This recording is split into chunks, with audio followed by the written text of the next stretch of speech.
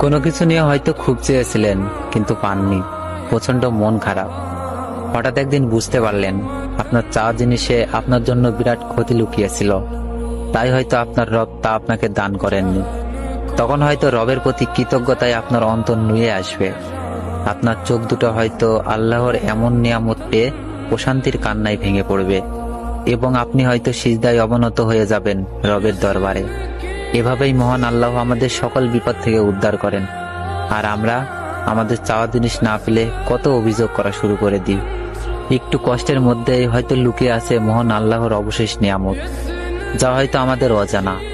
নিশ্চয়ই কষ্টের সাথে রয়েছে স্বস্তি। সূরা আল ইনশিরা ৯৪ আয়াত। তাই যা কিছুই হোক, মহান আল্লাহর প্রতিটি সিদ্ধান্তে সন্তুষ্ট থাকুন।